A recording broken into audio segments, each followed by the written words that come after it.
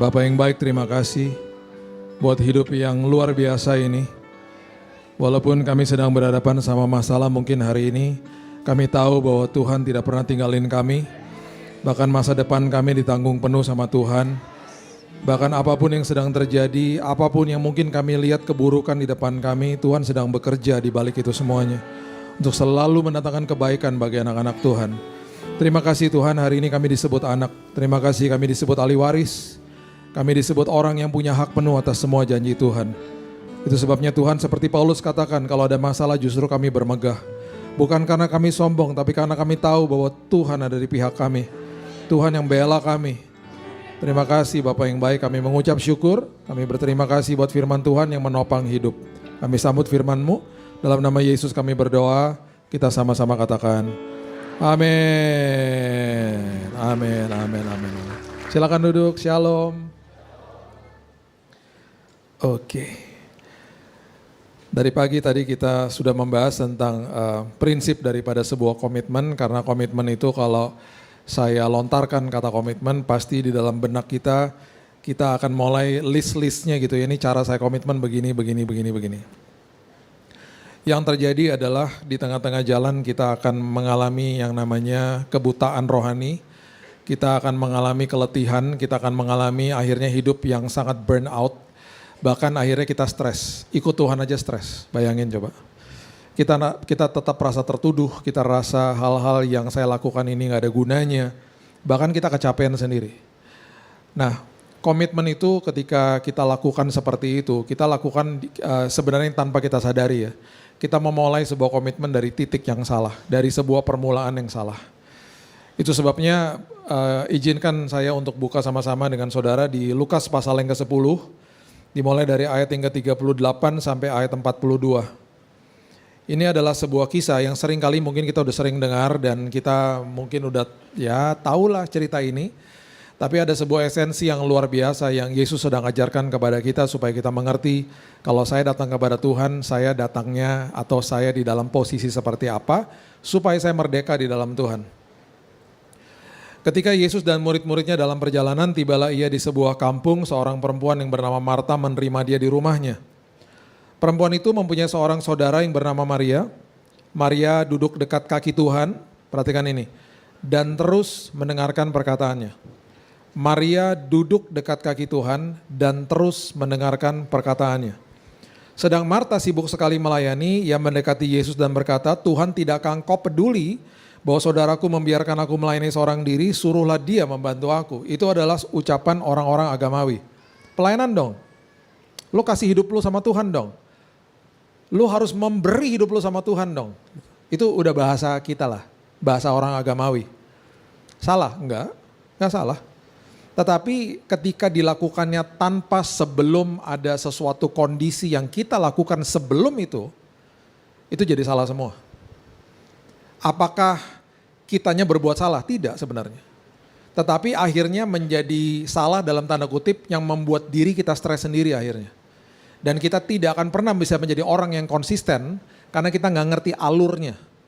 Alur vertikalnya hubungan sama Tuhan dan alur horizontalnya ketika kita mulai diharuskan mengasihi sesama manusia.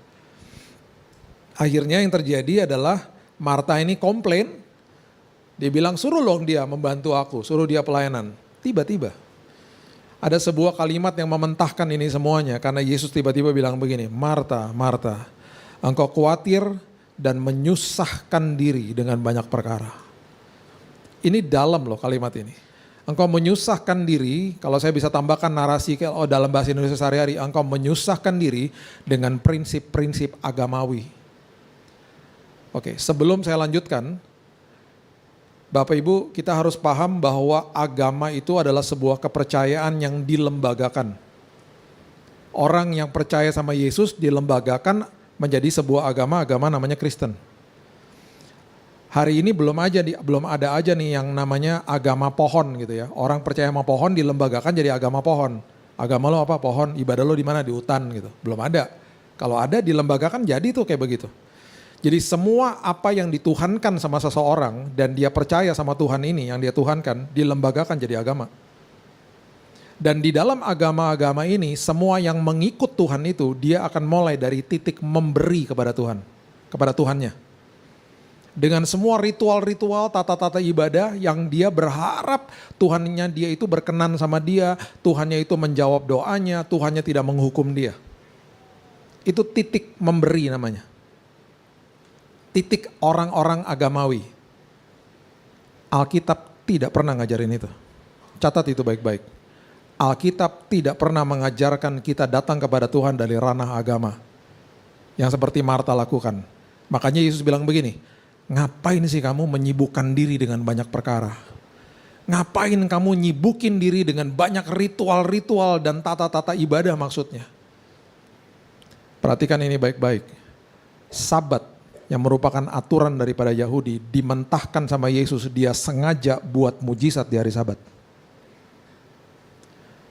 Kalau kita tarik lebih dalam lagi, dari semua Tuhan yang diklaim sama manusia, dengan bangga kita bisa katakan Tuhan kita hidup. Dari semua Tuhan yang diklaim sama manusia, kita bisa dengan bangga katakan Tuhan saya turun dari tahtanya, menjelma jadi saya, menjelma jadi manusia.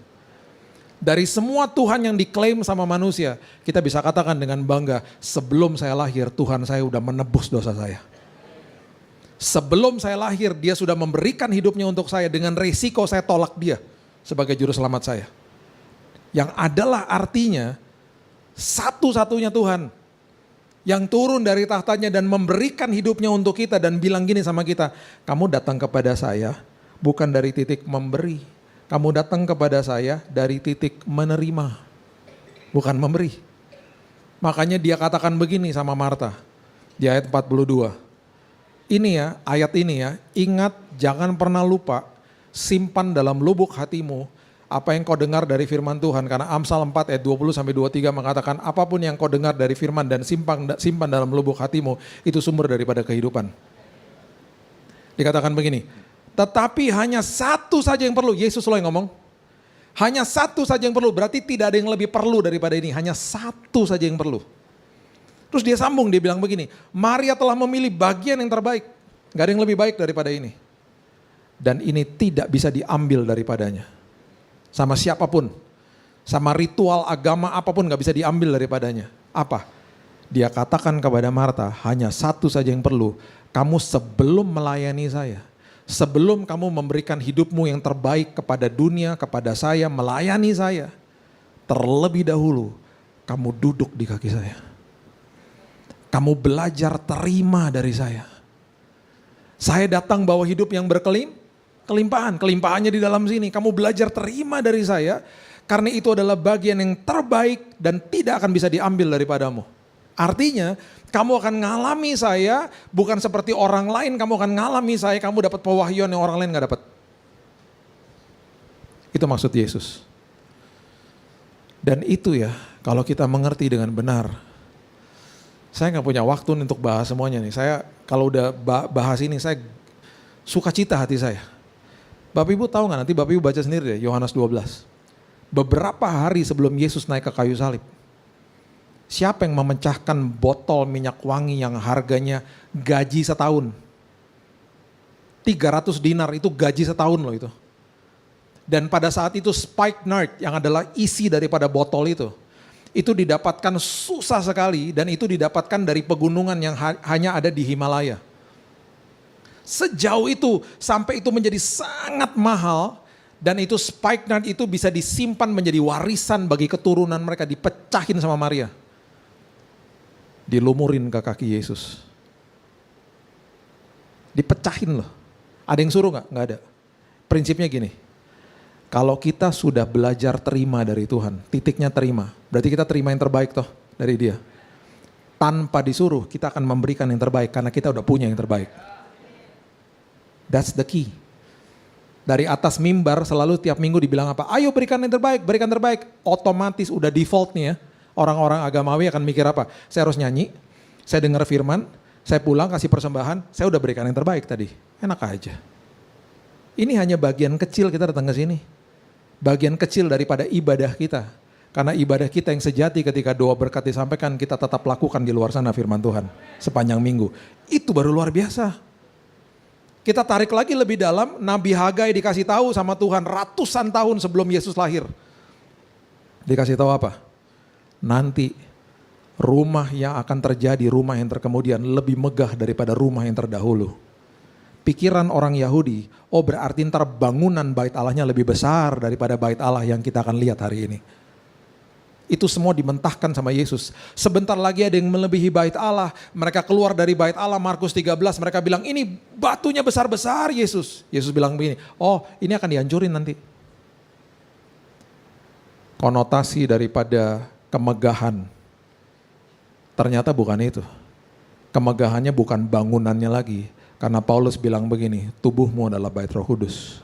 Ternyata yang megah adalah saudara dan saya. Kenapa? Karena Yesus tinggal di dalam sini. Bukan di gedung fisiknya lagi. Berarti karena dia tinggal di dalam sini, makanya disebut apa? Engkau adalah gerejanya, eklesianya, the assembly of the believers. Orang yang dipanggil keluar artinya. Saya terima firman di sini. Saya belajar firman sesama. Tugas saya untuk mengabarkan di luar sana firman kebenaran. Jadi dia lagi ngasih tahu sama Marta, kamu belajar terima dulu. Kamu gak bisa memberikan sesuatu yang kamu gak punya.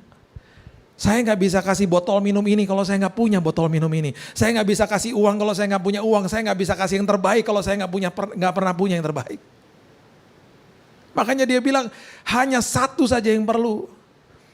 Orang ya kalau udah terima terbaik dari Tuhan gak usah disuruh. Dengan otomatis dia akan komit hidupnya sama Tuhan. Jadi kalau saya lontarkan kata komitmen, di dalam benaknya manusia pasti adalah usaha kita untuk supaya saya bisa komit sama Tuhan dan komit sama hubungan sesama misalnya. Di ujung jalan bablas pasti ujung-ujungnya, karena semua pakai kekuatan sendiri. Segala sesuatu yang pakai kekuatan sendiri itu levelnya masih level keharusan, levelnya adalah faktor eksternal. Level keharusan itu dialami sama anak kecil. Makanya anak kecil diharuskan gosok gigi, diingetin untuk makan, diingetin untuk belajar. Yang terjadi respon daripada anak kecil, capek, lupa, berontak. Udah gosok gigi gak? Lupa. Ayo dong belajar, ayo dong makan, ntar aja. Berontak, males, capek. Diingetin terus karena dia masih kecil. Mazmur 131 ayat yang kedua. Daud bilang begini sama jiwanya. Saya suka baca Mazmur Daud karena dia suka ngomong sama jiwanya sendiri. Karena pribadi ini adalah pribadi yang paling sulit ditaklukkan, bukan iblis. Iblis sudah dikalahkan di kayu salib. Pribadi kita adalah pribadi yang paling sulit ditaklukkan. Makanya Daud suka ngomong sama jiwanya, aku mendiamkan jiwaku. Aku menenangkan jiwaku. Terus dia sambung, dia bilang gini, aku menyapih diriku. Menyapih artinya meninggalkan ketergantungan sama susu. Dengan kata lain Daud bilang gini, saya mau jadi dewasa rohani. Orang kalau udah dewasa, gak usah lagi disuruh gosok gigi. Dia akan gosok gigi sendiri. Dia gak usah disuruh-suruh cari makan karena dia akan nagih untuk makan. Karena tiba-tiba yang tadinya keharusan dia naik level tanpa dia sadari. Dia sudah menjadikan halal itu gaya hidup. Orang yang sudah menjadikan halal itu gaya hidup, gak usah disuruh nagih sendiri, akan melakukan itu sendiri. Bapak Ibu pulang dari ibadah ini akan cari makan siang karena Bapak Ibu pasti kelaparan. Gak mungkin Bapak Ibu datang ke saya bilang gini, Pak Billy bagi saya makan dong, kenapa? Saya udah gak makan seminggu. Kenapa puasa? Enggak Pak, lupa. Saya ingat terakhir makan tuh dari ibadah minggu lalu, sepanjang minggu saking saya sibuknya, saya lupa makan, gak ada orang ngomong begitu. Karena makan adalah sesuatu yang ditagih dari dalam sini, gue lapar nih pengen makan ah. Jadi ukur keintimanmu dari situ aja. Apakah bangun pagi saat teduh atau ngecek skornya World Cup? Ayo. Apakah bangun pagi saat teduh atau notifikasi HP nyala semua, ngecek Instagram, ngecek WhatsApp, apakah itu yang kita lakukan? Kalau saat teduh masih levelnya keharusan, naik level lah. Tuhan harus jadi gaya hidup. Saya mau nagih untuk baca firman, gak usah disuruh-suruh lagi. Saya mau nagih untuk doa supaya saya gak usah disuruh-suruh lagi. Sebelum kita bisa lakukan itu semua, kita perlu menerima yang terbaik dulu. Makanya Yohanes 15 bilang begini. Coba lihat. Yohanes 15 ayatnya yang ke-9. Firman Tuhan bilang begini. Ini ya, kalau kita mau belajar komitmen kehidupan, ini kuncinya di sini udah. Yohanes bilang begini, by the way ya. Saya katakan tadi ya, orang yang terima terbaik akan memberikan yang terbaik ya. Yohanes kalau tulis kitabnya, dia selalu ngomongnya begini, murid yang dikasihinya. Petrus akan ngomongnya begini, oh gue mah gak akan nyangkal. Dia fokus sama kasihnya kepada Tuhan, titik memberi toh. Yohanes enggak, dia bilang ini, murid yang dikasih. Dia selalu fokus sama menerima dari Tuhan, bukan memberi. Kita kalau baca kitabnya, kalau kita nggak sadar, kita pikir dia narsis banget. Bayangin Bapak Ibu kenalan nama saya nggak sebut nama saya Billy Lantang. Halo, terus Bapak Ibu sebut namanya, terus saya sebutin gini, hai saya murid yang dikasihinya. Aneh banget sih ini orang, narsis banget sih. Dia lagi fokus sama kasihnya Tuhan kepada dia.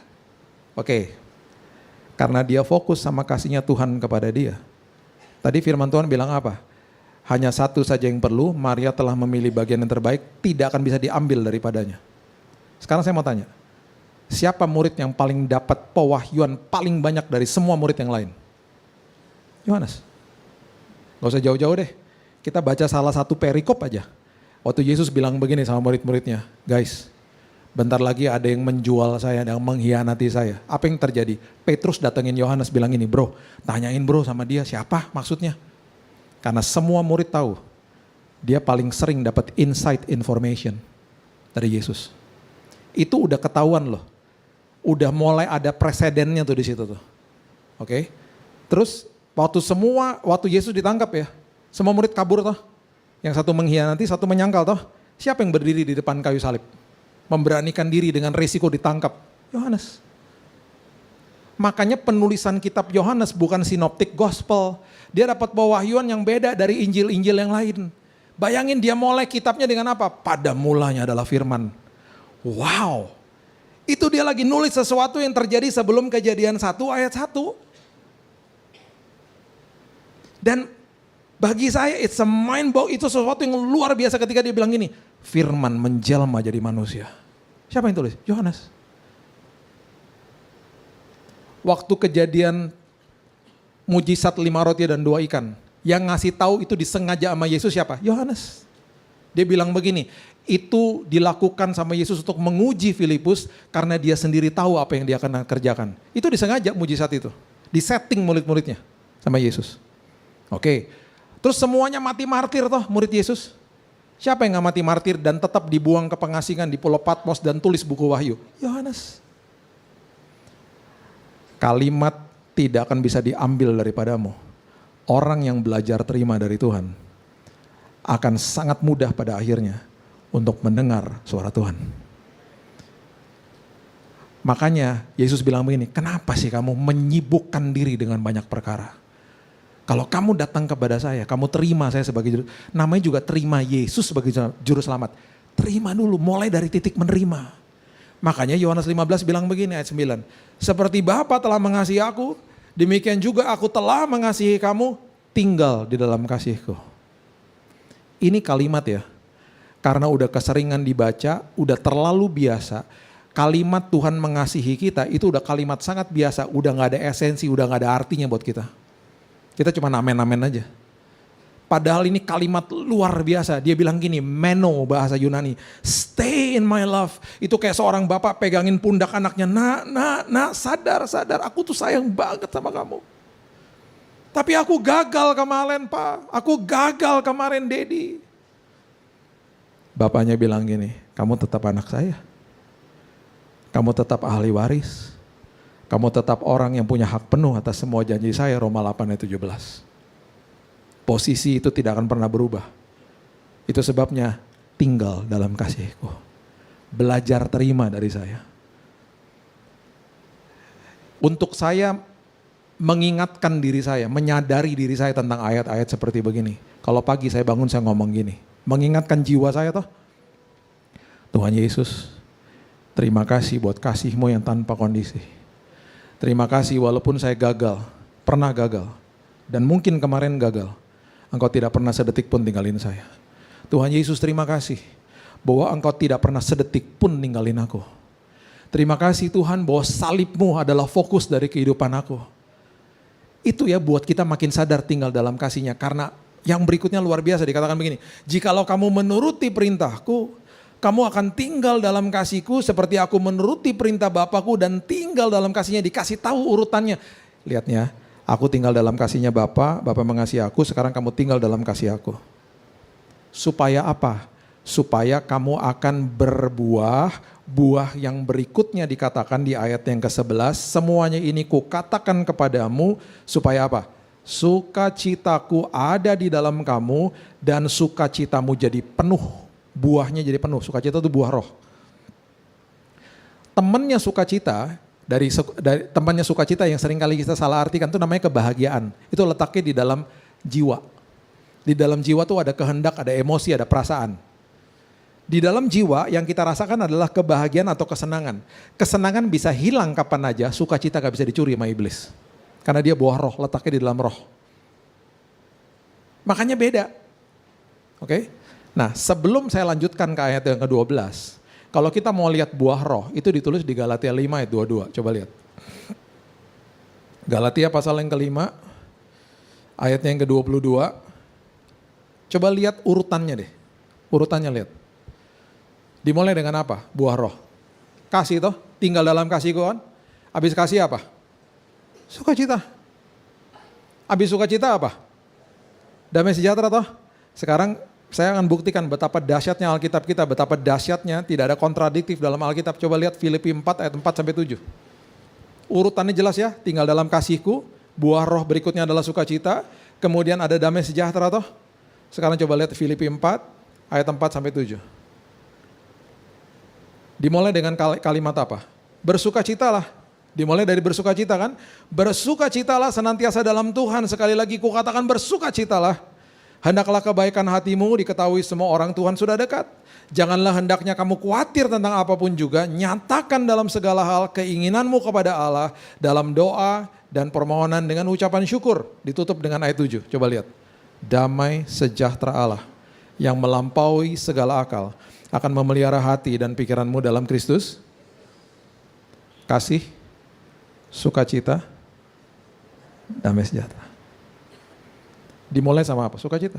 Kamu tinggal dalam sukacitaku sekarang. Yang terjadi adalah berikutnya, buah roh berikutnya, damai sejahtera yang melebihi akal budi. Temannya damai sejahtera yang ada di dalam jiwa, namanya ketenangan. Ketenangan tuh beda sama yang namanya damai sejahtera. Ketenangan bisa hilang kapan aja.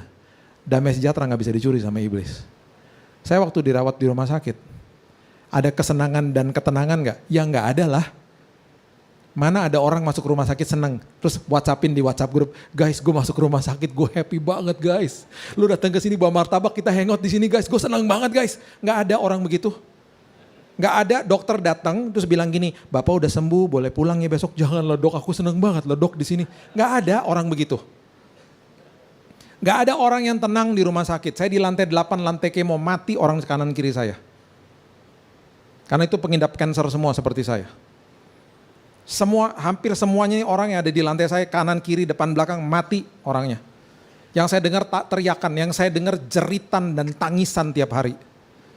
Di sebelah saya kanker paru-paru, batuk gak berhenti-berhenti, saya tumpangin tangan di tembok, Tuhan sembuhin dia Tuhan, kasihan banget Tuhan. Besok paginya udah gak kedengeran batuknya, saya udah seneng, suster datang ke kamar. Suster udah membaik ya suster, enggak pak, mati tadi jam 5. Saya gak berani doain orang lagi habis itu. Itu yang terjadi. Tenang, enggak lah. Tapi ketika teman-teman saya masuk ke dalam kamar, ketika keluarga saya masuk ke dalam kamar, mereka bilang gini, lo kok ada damai sih Bill? Lo kok ada sukacita sih? Itu buah roh. Yang menumbuhkan buah kebenaran adalah Tuhan di kitab Korintus dikatakan, bukan kita. Kuncinya cuma satu, tinggal dalam kasihnya. Buahnya akan ditimbulkan sama Tuhan dengan sendirinya. Sekarang coba lihat ya, Bapak Ibu lihat ya. Galatia pasal yang kelima ini, setelah kasih, sukacita, dan damai sejahtera yang diberikan ke dalam sini. Coba lihat 6 yang sisanya, itu semuanya hubungan horizontal. Coba lihat. Yang berikutnya dikatakan apa? Setelah kasih, sukacita, damai sejahtera, kesabaran, kemurahan, kebaikan, kesetiaan, kelemah lembutan, penguasaan. Itu semuanya horizontal loh, itu semuanya hubungan horizontal. Jadi artinya begini, kalau saya tinggal dalam kasihnya Tuhan, saya nggak usah pakai usaha sendiri saya lagi. Yang terjadi adalah secara default ketika saya disakiti sama orang, saya akan murah hati, saya akan sabar, saya akan penguasaan diri, saya merasakan kelemah lembutan itu artinya begini, meekness artinya saya bisa balas tapi saya nggak balas. Itu kelemah lembutan. Itu contohnya dikasih tahu sama Yesus semuanya. Nah, kalau kita mengerti ini, coba sekarang balik lagi ke Yohanes 15 ayat 12, coba lihat. Supaya sukacitamu jadi penuh toh, coba lihat ayat 12. Inilah perintahku, yaitu supaya kamu apa? Saling mengasihi. Seperti aku telah mengasihi kamu. Kalau kamu tinggal di dalam kasihku, kalau kamu tinggal di dalam kasihku, kamu akan menimbulkan kelimpahan di dalam kamu akan punya sukacita, kamu akan punya damai sejahtera di dalam sini. Dan setelah itu kamu akan sanggup yang namanya masuk ke dalam hubungan saling, hubungan horizontal. Kamu akan saling mengasihi, bukan berdasarkan kasih orang itu kepada kamu, tapi berdasarkan kasih Tuhan kepada kamu. Oke, kita tarik lebih dalam lagi. Mazmur, ya. Nanti Bapak Ibu baca sendiri. Ia seperti pohon ditanam di tepi aliran air kehidupan. Berbuah pada musimnya toh. Ayo. Di musim saya butuh buah kemurahan hati. Di musim saya butuh yang namanya buah kesabaran. Di musim saya butuh yang namanya penguasaan diri. Tuhan yang munculkan. Tuhan yang munculkan. Tuhan yang mampukan kita lakukan itu. Kita gak bisa. Kita gak bisa pakai usaha kita. Daging ini banyak kecenderungan dosa kok. Kita akan terpancing pastinya. Kuncinya cuma satu. Tinggal dalam kasihku. Terima kasihku. Makanya dia ngomong sama Marta, udahlah sebelum kamu memberikan yang terbaik, kamu terima dulu dari saya. Kamu belajar terima di dalam hatimu, penuhi hatimu dengan kasihku. Kamu ngomong setiap hari sama jiwamu. Nanti di musim kamu butuh hal itu, aku akan munculkan, karena yang menimbulkan buah kebenaran hanya Tuhan, bukan kita. Ketika kita mengerti ini dengan baik dan benar, kita akan menjaga yang namanya kasih mula-mula. Karena biasanya memang Bapak Ibu, di dalam semua komitmen yang kita lakukan biasanya ya, dengan usaha kita ya. Makanya kalau kita ngomong sama orang-orang HRD, mereka selalu bilang gini, Pak, paling banyak Pak calon pengerja yang akan kerja, akan janji di awal muluk-muluk, saya akan memberikan yang terbaik. Dia ngomong gitu selalu. Nanti di ujung jalan kandas Pak, karena they have nothing inside, nggak ada sesuatu yang bisa diberikan akhirnya. Ketika sesuatu itu bertentangan dengan kepentingan dia. Di awal tahun, gym rame Bapak Ibu, karena orang buat New Year's resolution. Saya mau komit, saya mau hidup sehat, gym rame. Januari, Februari, kasih mula-mula. Februari lewat, Maret, gym sepi lagi. Karena orang udah bubar semuanya. Makanya orang jagoan dikasih mula-mula. Nah gimana caranya saya bisa konsisten dalam hidup saya, kalau saya gak pernah tinggal dalam kasih Tuhan. Kita pakai usaha sendiri, akhirnya lenyaplah semuanya. Kenapa kasih mula-mula itu hebat? Karena di dalamnya ada prioritas, intensitas, dan kualitas. Semua di sini pasti pernah jatuh cinta ya. Kalau saya suruh angkat tangan, pasti semua angkat tangan toh. Orang yang jatuh cinta, dia akan prioritas ke orang yang dia jatuh cinta. Dia akan ketemuin tuh orang terus. Sampai-sampai mungkin tuh orang bilang gini, kamu kan sibuk, tenang aja lah, kamu prioritas. Dan kita akan ketemu dia intensitas tinggi, karena dia adalah kasih mula-mula kita misalnya. Kualitas juga tinggi, makanya orang kalau lagi ngobrol di food court, HP-nya ditaruh dua-duanya terus begini dua-duanya. Itu lagi jatuh cinta. Tapi ketika dua-duanya ngobrol sambil begini, terserah, udah. Iya, itu pesan aja pesan. Itu udah 20-an tahun kawin. Kualitas udah gak ada. Makanya orang yang jatuh cinta sama Tuhan susah diajak ngopi. Senin ngopi mau gak? Gak bisa lah, gue komsel, kelompok sel. Oh gitu. Selasa gak bisa, kelompok sel kedua. Buset banyak banget. Rabu gak bisa, ibadah tengah minggu. Kamis gak bisa, kelompok sel ketiga. Banyak banget kelompok selnya. Iya, semua rumah gue datengin karena makan gratis. Kurang ajar lo ya. Lagian please deh ya, jangan ajak-ajak gue ngopi. Ngopi itu minuman dunia, yang gue minum air perjamuan. Please deh ya. Kopi itu duniawi. Saya duniawi dong berarti. Jumat, gue mana anak PW.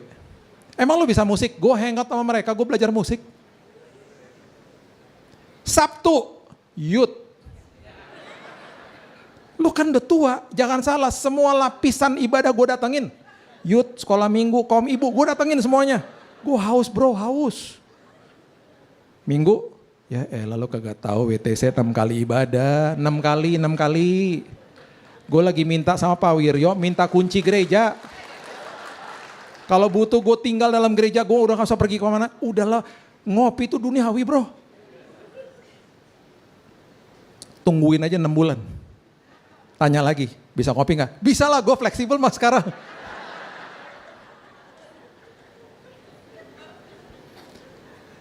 Bulan lalu ya, ini kejadian lucu nih. Bulan lalu, saya ketemu sama saingan saya. Siapa? Pacar anak saya. Saingan nih. Agak-agak gimana gitu. Aduh, ada yang menggantikan saya akhirnya ya. Saya ada di kota Los Angeles, anak saya tinggal di situ ya. Jadi saya naik mobil sama dia nih. Saya, istri saya di belakang sama sepupu saya. Anak saya di depan saya persis kan setir kiri ya. Cowoknya bawa mobilnya dia nih. Setiap kali sampai ke sebuah tujuan, saya kan keluar dari mobil. Saya tanya, Kak, ayo, kok gak keluar? Gak boleh, Dad. Gak boleh sama siapa? Sama pacarnya katanya. Jadi pacarnya keluar dari driver seat, ke sini muter, bukain pintu buat dia. Saya kan di belakangnya dia, saya ngeliat sendiri nih, depan mata. Ih hebat juga nih saingan gue. Saya jadi malu dong. Istri saya masih di dalam, saya tutup lagi. Tunggu sayang, saya bukain lagi pintu.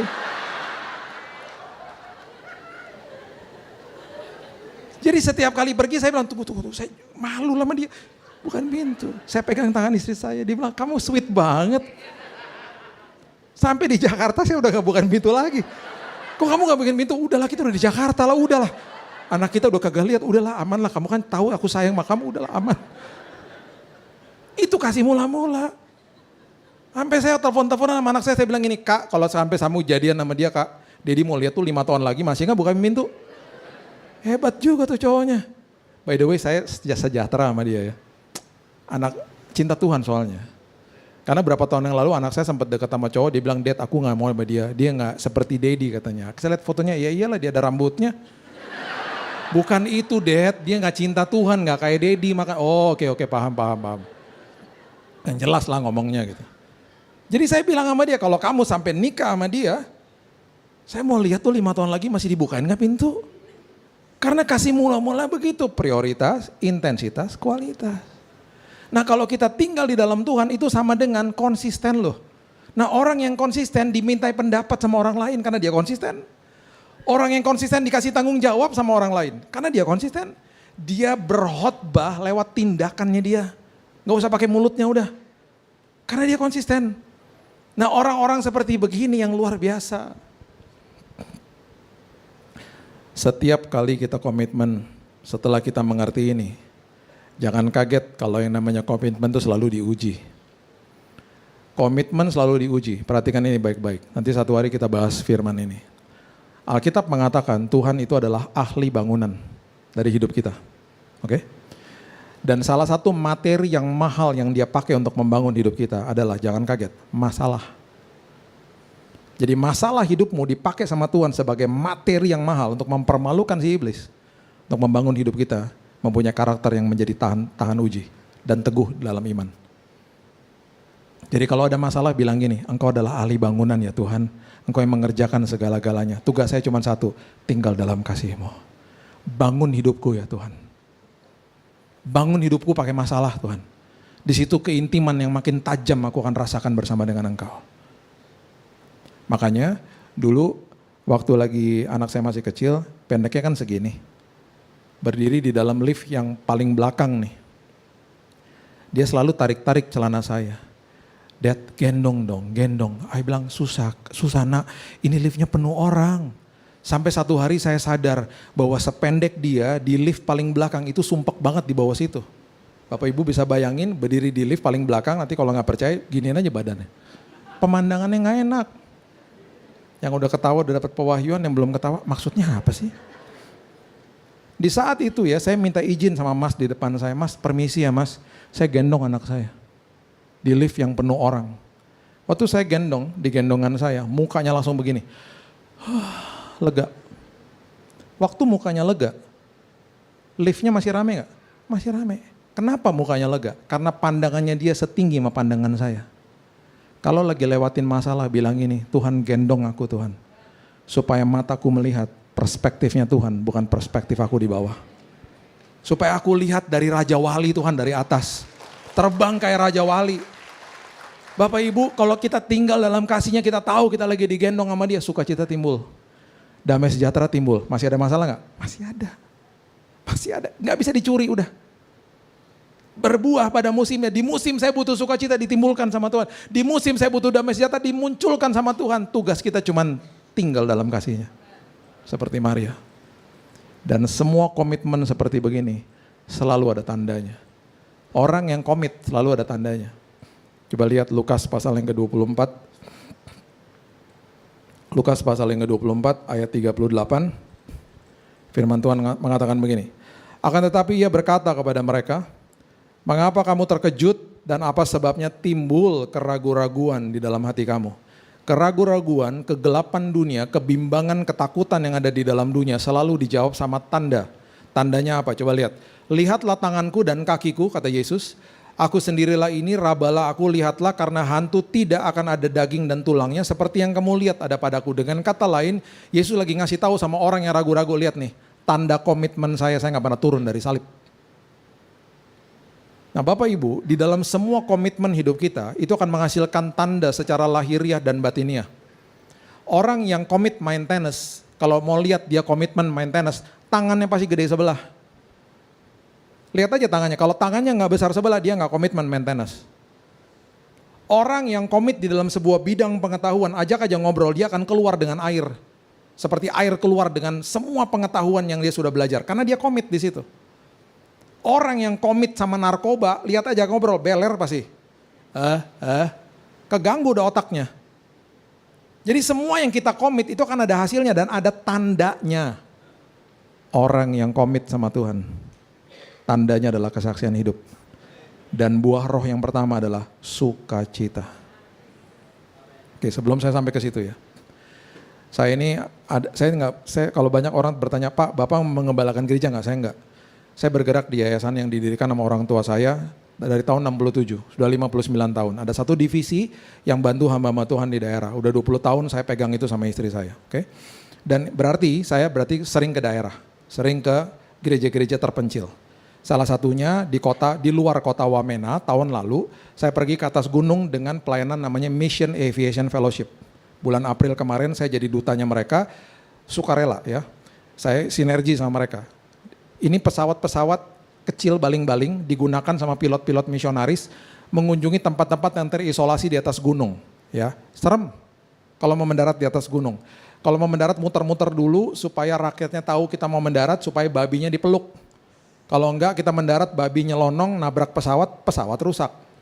Jadi itu pesawat digunakan untuk apa? Untuk menjangkau tempat-tempat yang terisolasi, membawa bantuan medis, evakuasi medis, ya, makanan, materi-materi yang lain untuk pembangunan di atas sana. Seperti desa yang saya kunjungi itu, perjalanan ke kota Wamena 3 minggu lewat hutan. Jalan kaki, nggak ada infrastruktur. Tetapi kok bisa ada bangunan gereja, mereka bilang bawahnya Pak, fondasi dari batu-batuan yang ada kadang-kadang dari kali. Pohon-pohon itu untuk membuat dindingnya dari kayu. Atas-atasnya itu diangkut sama pesawat, materi sengnya lah, paku dan lain sebagainya. Udah jadi bangunan gerejanya. Suku di atas bilang begini, puji Tuhan, Tuhan kirim Pak Pendeta ke sini. Maksudnya, begini Pak, kita nggak ada pendeta Pak di sini. Bolehlah Pak Pendeta tinggal bersama kami. Jawaban saya, mohon maaf, saya hanya punya karunia untuk mengunjungi saja. Karunia tinggal belum. Jadi kalau satu hari saya tidak nongol di WTC, berarti saya udah di atas Gunung Papua ya. Saya terkesima dengan mereka. Kemarin saya mengunjungi markasnya Mission Aviation Fellowship di kota Nampa, Idaho di Amerika. Saya meeting sama mereka 3 hari. Saya bilang ini, saya akan datang, saya sukarela ya, saya datang ke sana. Saya bilang saya mau belajar apa yang kalian lakukan karena project mereka di 12 negara yang paling besar di Indonesia. 12 pesawat dikirim ke sini. Dengan staf terbanyak di bumi Indonesia. Pelayanan yang luar biasa sejak 1952 udah ada di sini. Jadi saya belajar apa yang mereka lakukan, saya belajar apa yang mereka mau kami bantu di sana. Saya buka ya, lobi daripada tempat tersebut. Di situ ada bangkainya pesawat Bapak Ibu dipajang di lobinya.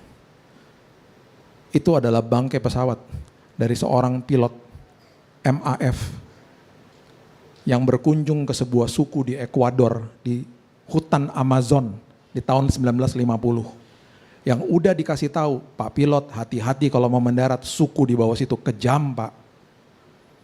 Dia berusaha menjalin hubungan dengan melempar sembako ke bawah.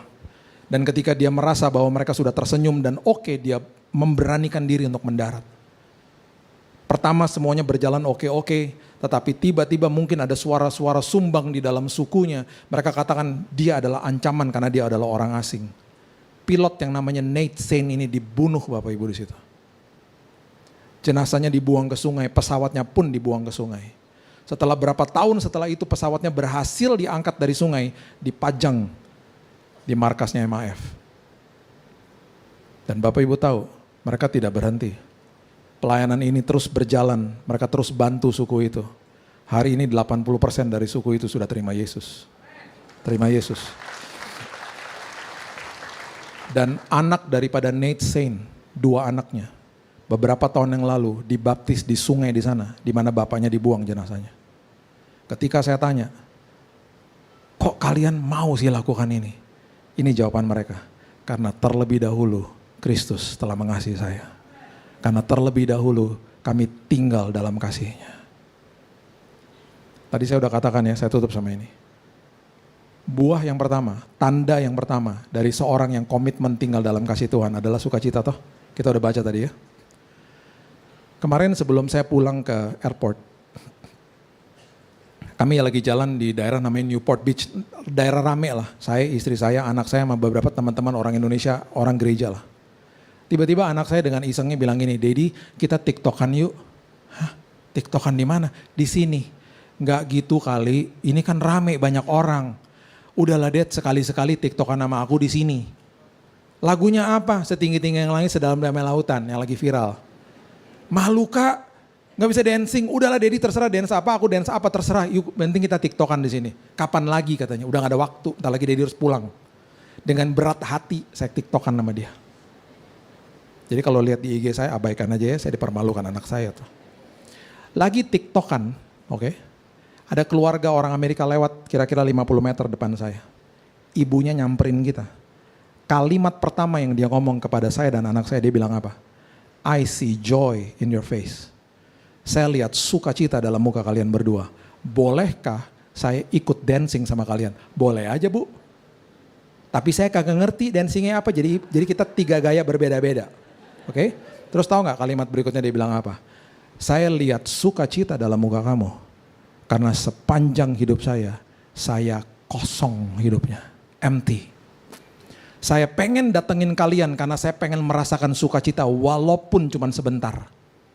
Ikutan dancing sama kalian. Ya udah kita dancing. Setelah selesai saya bilang gini, Bu mau gak tahu artinya lagu ini? Untung lagu gereja ya. Mau gak Bu tahu artinya lagu ini? Apa? Setinggi-tingginya langit, sedalam-dalamnya lautan. Kasih Yesus lebih besar buat ibu. Dia nangis. Thank you, terima kasih, terima kasih. Dia bilang gitu, dia peluk anak saya, terima kasih. Dia dijawab dalam waktu sekejap. Dia balik ke keluarganya. Saya lihat-lihatan nama anak saya. Wow. Di situ kita sadar. Dunia lihat sukacita. Kita gak sadar kita punya buah itu. Karena buah dinikmati sama orang lain toh. Anak saya bilang gini, makanya Dad, kalau diajak TikTokan iya aja. Karena sebuah TikTok yang sederhana jadi sebuah penginjilan. Bapak Ibu, kalau engkau tinggal dalam kasih Tuhan, gak usah banyak-banyak ngomong. Dunia akan lihat buahnya. Hidupmu jadi kesaksian buat orang lain. Berikan tepuk tangan kita untuk Tuhan kita. Bapak yang baik, terima kasih. Kami belajar sebuah prinsip yang sangat berharga bagi kami. Kalau kami mau komit sama Tuhan, terlebih dahulu kami harus tinggal dalam kasih Tuhan. Seperti Maria kami duduk tenang. Dan itu yang kau katakan hanya satu saja yang perlu. Maria telah memilih bagian yang terbaik. Tidak akan bisa diambil daripadanya. Tuhan, kalau kami tinggal dalam kasih Tuhan, kami akan sanggup memberikan yang terbaik. Karena terlebih dahulu kami sudah terima yang terbaik. Dan kami percaya Tuhan, komitmen kami gak akan pernah ninggalin kasih mula-mula kami. Bahkan kami kembali ke dalam kasih mula-mula kami. Dan bahkan semua komitmen yang kami lakukan dalam hidup ini bertanda Tuhan. Dan orang bisa lihat, dunia dijawab Tuhan, keraguan-raguan dijawab, kekosongan dijawab. Karena ada tanda di dalam komitmen kami. Terima kasih Bapak yang baik. Meteraikan firman ini ya Tuhan, karena kami juga sudah dimeteraikan sama Roh Kudus sebagai meterai keselamatan. Terima kasih Bapak yang baik, hanya di dalam nama Tuhan Yesus aku berdoa dan mengucap syukur. Kita sama-sama katakan, amin. Tuhan berkati.